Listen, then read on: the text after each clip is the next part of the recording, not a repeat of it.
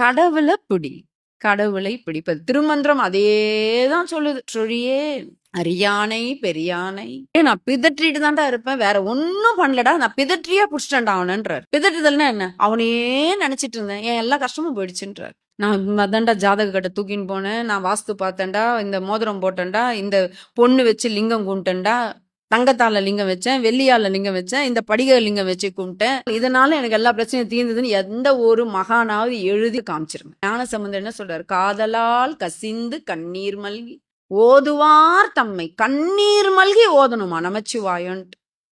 எப்படி வரணுமா? காதல் வரணுமா? நான் எல்லா இடத்துலயும் சொல்லுவேன், காதல்னால நம்ம என்ன நினைச்சுக்கிறோம்? ஐயோ, கடவுள் எங்கேயாவது காதலிக்க முடியுமா? நல்ல சொல் காதல். நீங்க அதுக்கு தப்ப அர்த்தம் கண்டுபிடிச்சு வச்சிட்டீங்க. காதல் என்பது ஒரு அழகான அன்பு தான். ஆனா அது ஒரு சுகமான அன்பு. எல்லார் மீதும் வர அன்பு அன்புதான். ஆனா ஒரு தலைவன் தலைவி மீதும், தலைவி தலைவன் மீதும் வர அன்பு வேற தானே. அது ஒரு சுகம் இல்லையா?